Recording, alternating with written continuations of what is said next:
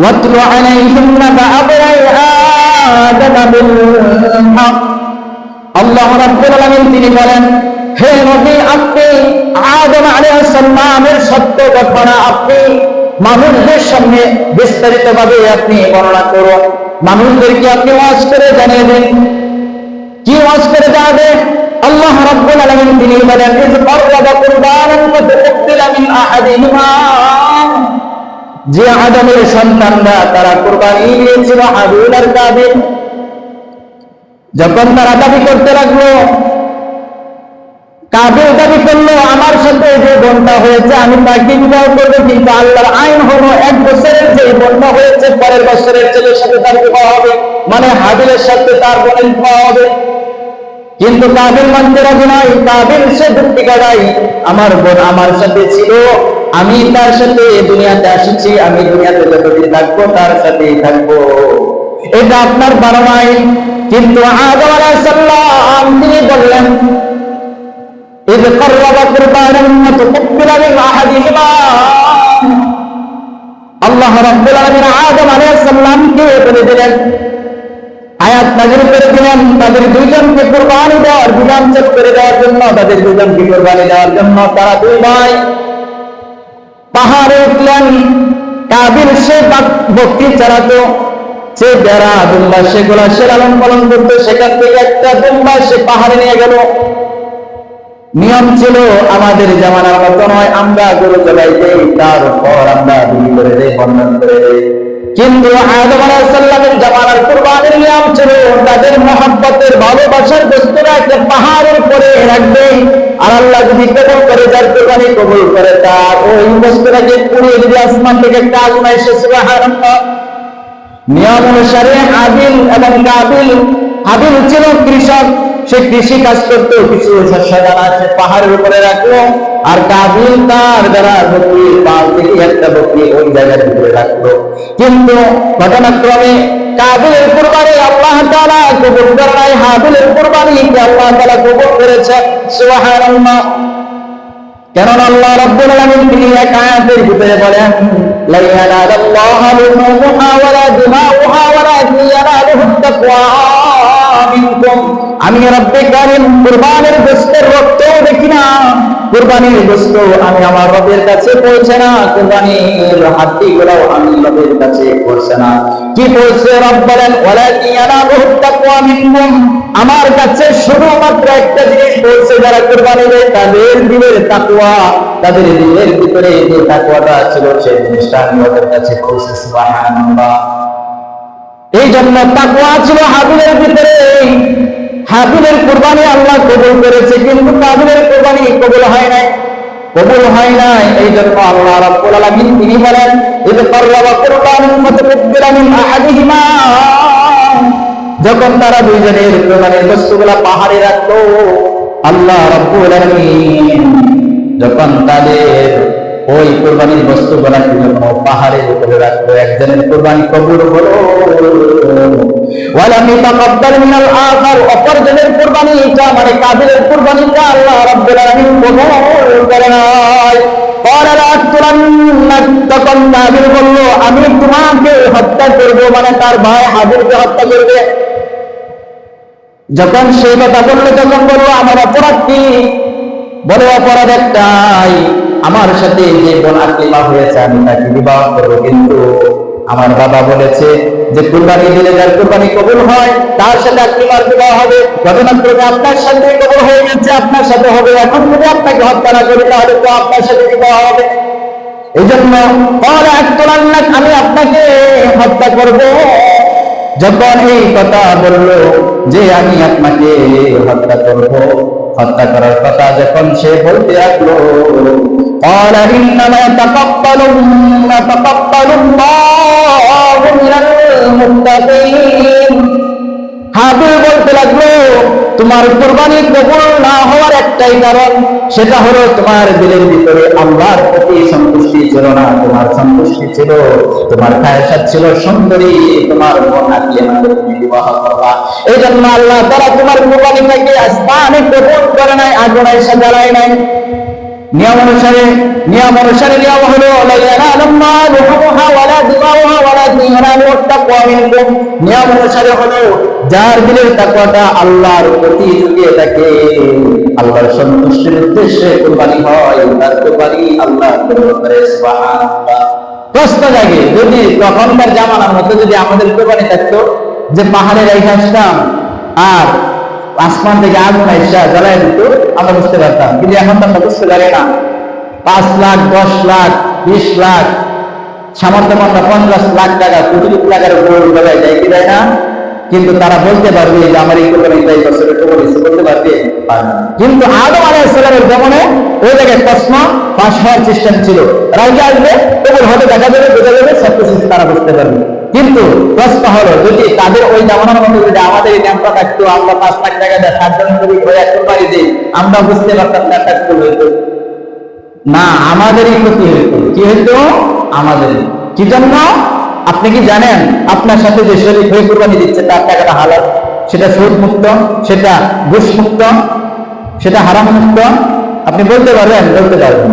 যদি এই সিস্টেম থাকতো আদম আলাইহিস সালামের জামানায়, তাহলে আমরা কুরবানি দিতাম, 7 জনের ভিতরে একজন বাইরে যেত, তার সুদের টাকা, তার ঘুষের টাকা, তার হারামের টাকা, এটার ভিতরে সব মুক্ত।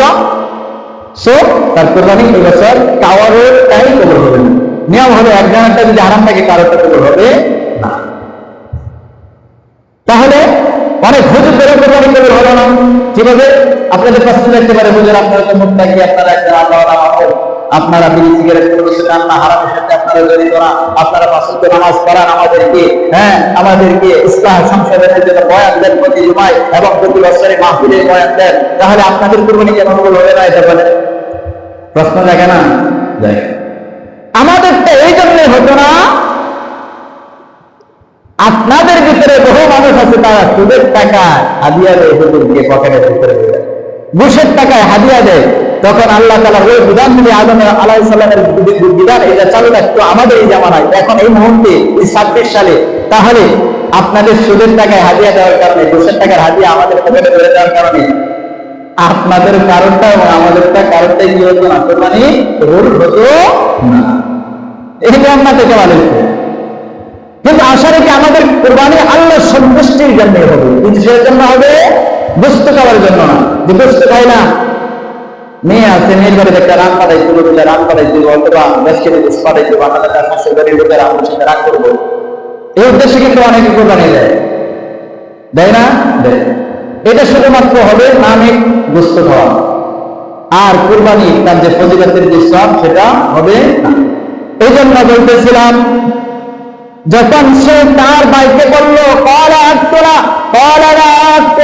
যখন সে বলল আমি তোমাকে হত্যা করব, যখন সে কথা বলল, তখন তার ভাই বলল যে মুত্তাকি যারা, তাদের কুরবানিটা আল্লাহর কাছে কবুল হয়।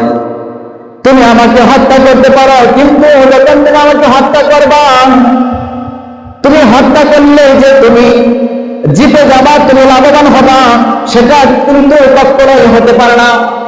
এই আয়াতের পরের অংশে আল্লাহ রাব্বুল আলামিন তিনি বলেন, যখন সে বলল যখন সে বলল আমি তোমাকে হত্যা করবো, মানে তার ভাই হাবিলকে হত্যা করবে, তখন আবার আল্লাহ রাব্বুল আলামিন পরের আয়াতের ভিতরে বলেন, ক্বালা ইন্নামা ইয়াতাকাব্বালুল্লাহু মিনাল মুত্তাকিন, তুমি আমাকে হত্যা করতে পারো, কিন্তু আল্লাহ মুত্তাকি যারা, পরহেজগার যারা, তাদের কুরবানি আল্লাহ তাআলা কবুল করে। তারপরে আল্লাহ রাব্বুল আলামিন তিনি বলেন, লা ইন তাসাক্তা ইলাইয়া ইয়াদাকা লিতাকতুরানি মা আনা বিবাসিতিন ইয়াদায়া ইলাইকা লিয়াকতুলাক, যখন সে তার ভাইকে বলল লা ইন তাসাক্তা ইলাইয়া ইয়াদাকা লিতাকতুরানি, তার ভাইকে সে বলল আমি আমার হাত দ্বারা তোমাকে হত্যা করব, তার ভিতরে আগ্রহ সৃষ্টি হলো, মা আনা বিবাসিতিন ইয়াদায়া ইলাইকা লিয়াকতুলাক, আমি তোমাকে হত্যা করে ফেলব। তখন ইন্নী আখাফুল্লাহ রাব্বাল আলামিন, সে বলতে লাগলো তুমি হত্যা করতে পারো তোমার হাত দ্বারা, কিন্তু আমি আমার হাত দ্বারা তোমাকে হত্যা করব না। কেননা সে বলতে লাগলো ইন্নী আখাফুল্লাহ রাব্বাল আলামিন, আমি নিশ্চয় ভয় করি পুরো পৃথিবীর পরিচালক যিনি, পরোয়ার দিগার যিনি রব, তিনাকে আমি ভয় করি, আমি ইচ্ছা করলে তোমাকে হত্যা করতে পারি। তাফসীরের কিতাবে আসছে কাবিলের শক্তির সাথে হাবিলের শক্তি ছিল বেশি। সে ইচ্ছা করলে তার ভাই কাবিলকে হত্যা করতে পারত, কিন্তু সে ইন্নী আখাফুল্লাহ রাব্বাল আলামিন, সে গোটা কুল কায়নাতের জগতের মালিক আল্লাহকে ভয় করত, এই জন্য তার ভাইকে সে হত্যা করে নাই। তখন আল্লাহ রাব্বুল আলামিন অপর আয়াতের ভিতরে বলে, ইন্নী উরিদু আন তাবুয়া বিসমি ওয়া ইসমিকা ফাতাকুনা মিন আসহাবিন নার। সে বলতে লাগলো, যদি আমাকে তুমি হত্যা করো, ইন্নী উরিদু আন তাবুয়া বিসমি ওয়া ইসমিকা ফাতাকুনা মিন আসহাবিন নার, তুমি আমাকে হত্যা করতে পারো, কিন্তু আমার গুনাহ এবং তোমার যে গুনাহ হবে সব গুনাহর কারণে তুমি জাহান্নামে হয়ে যাবা। আল্লাহ যারা জালেম তাদেরকে আল্লাহ জাহান্নামী, তাদের জন্য চিরন্তনী করে রেখেছে। এই জন্য অপর আয়াতের ভিতরে আল্লাহ রাব্বুল আলামিন তিনি বলেন, ওয়াজানিকা জাযাউজ জালিমিন, তুমি যদি তাকে হত্যা করে ফেলো তাহলে তুমি জালেমদের কাতারের ভিতরে তোমার নাম উঠে যাবে।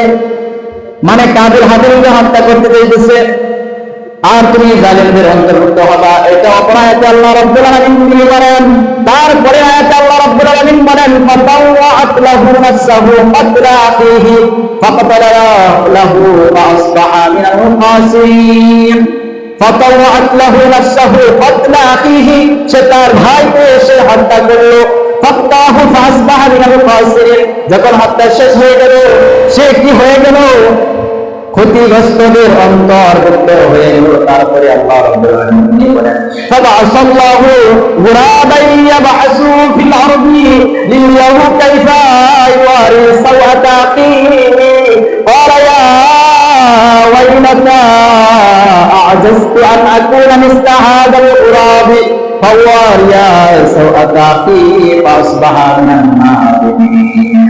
আল্লাহ রাব্বুল আলামিন আয়াতের ভিতরে তিনি বলেন, ফাফাসাল্লাহু গুরাবাইনি ইয়াবআসু ফিল আরদি, আল্লাহ তাআলা দুটো কাককে জমিনের ভিতরে পাঠায় দিলেন। কয়টা কাককে? যখন কাবিল তার হাবিল ভাইকে হত্যা করলো, কিভাবে দাফন করবে এই পৃথিবীর ওই সুরত নিয়ে তখন তো সে নিয়ম জানতো না। আর সর্বপ্রথম হত্যাই সেটা হয়েছিল কাবিল তার হাবিল তার অপর ভাইকে হত্যা করেছিল। কিভাবে দাফন করবে সেটার ভিতরে তার মগজে কাজ করতেছে না দিলে। তখন আল্লাহ রাব্বুল আলামিন ফাবাসাল্লাহু গুরাবাই ইয়াবআসু ফিল আরদি, আল্লাহ দুটা কাককে জমিনে পাঠাইলো, লিয়াহু কাইফা ইওয়ারি সাওআতা আখিহি। আর কাবিল দেখলো এই দুটা কাক সে জমিনের ভিতরে সে মাটি গরম করতে লাগলো। দুটা কাক মাটি গরম করতে লাগলো। যখন একটা কাক কিছুক্ষণ পরে অপর কাকটাকে হত্যা করে ফেললো, আরেকটা কাক সে মাটি খনন করে ওই কাকটাকে ওই জমিনে দাফন করে দিল। যখন দেখলো এই সিস্টেম কাইফা ইওয়ারি সাওআতা আখিহি, সে যখন দেখলো এই সিস্টেম, ক্বালা ইয়া ওয়াইলাতা আ'জাজতু আন আকুনা মিসলা হাদাল গুরাবি ফাওয়ারিয়া সাওআতা আখিহি, যখন কাবিল দেখলো এই কাকে একটা কাককে মেরে সে তার পা দ্বারা আস্তে আস্তে জমিন খনন করে ওইটা দিয়ে দাফন করে দিল, তাহলে আমার তো আফসোস, আমি আমার ভাইটাকে হত্যা করলাম, কিন্তু এই কাকের এই দোষটা আমার মাথায় কাজ করলো না দাদাকে যে আমি আমার ভাইটাকে দাফন করে দেব। যখন এই ঘটনা ঘটে গেল তখন আল্লাহ রাব্বুল আলামিন তিনি বলেন, ফাসবাহা মিনান নাদিমিন। এই ঘটনা যখন ঘটে গেল, সবকিছু হয়ে গেল, ওই কাকের মধ্যে তার ভাইকে সে দাফন দিয়ে দিল। যখন দাফন দিয়ে দিল, ফাসবাহা মিনান নাদিমিন, তারপরে তার দিলের ভিতরে অনুশোচনা আসলো। তার দিলের ভিতরে অনুশোচনা আসলো, হায় আমি আফসোস, আমি কি করলাম, আমার ভাইকে আমি হত্যা করে ফেললাম। দুনিয়ার একটা মাইয়ার সুন্দরী মাইয়ার লোভে।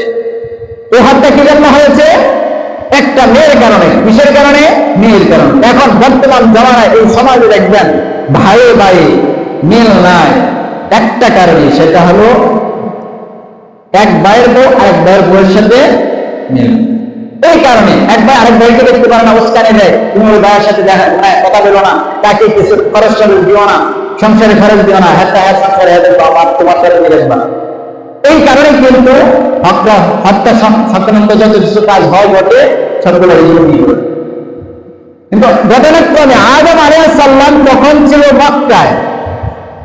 যখন এই নিয়ম বলা গেল যে তোমরা কুরবানি দিবা, যার কুরবানি কবুল হবে হাকিমা তার সাথে তার বিবাহ হবে। যখন দেখলো হাবিল নেককার, আল্লাহ তার কুরবানি কবুল করে দিয়েছে, তখন কাবিল রাগান্বিত হয়ে তার ভাইকে হত্যা করলো। এখন হত্যা করে কি করলো? হত্যা করার পরে সে তার ভাইকে কিভাবে দাফন করবে? তখন দেখলো দুটা কাক আয়েশা একসাথে বসার পরে একটা কাক আর একটা কাককে হত্যা করলো। হত্যা করার পরে একটা কাক সে মাটি ধরন করলো, মাটি ধরন করে তার অপর কাক ভাইটাকে সে কি করলো? দাফন করে দিল। এই দৃশ্য তাদের দেখে তার ভাইকে ওভাবে কি করলো? দাফন করে দিল। কিন্তু আদম আলাইহিস সালাম কিন্তু তখন মক্কায়। এই ইতিহাস তাদেরকে ওয়াজ বইলা, মানে আল্লাহ যা বলছে তা বইলা বলছে তোমরা কুরবানি দাও, পাহাড়ে গিয়ে কুরবানি দিলে তোমাদের বস্তু রাখবা, আল্লাহ যার কুরবানি করেছে সেই বস্তুটা পুরাই দিবে পাহাড়ে।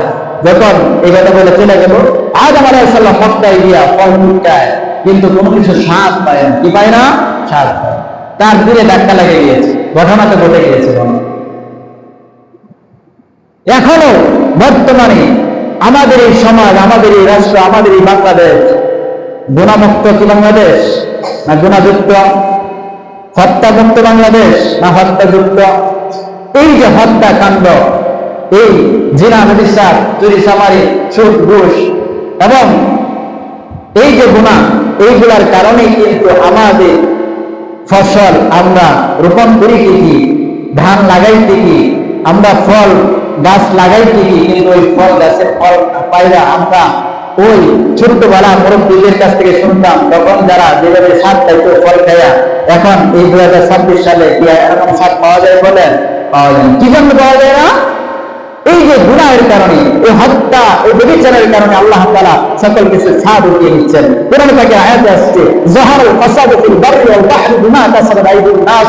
আল্লাহ বলে জলে স্থলে যেখানে তোমরা বিপদ দেখো না কেন, যেখানে তোমরা মহামারী দেখো না কেন, সেখানে বিমা কাসাবাত আইদিন নাস, সেগুলো তোমাদের হাতের কামাই। বিমা কাসাবাত আইদিন নাস, তোমরা যেমন কামাই করো তেমন ফল পাবে।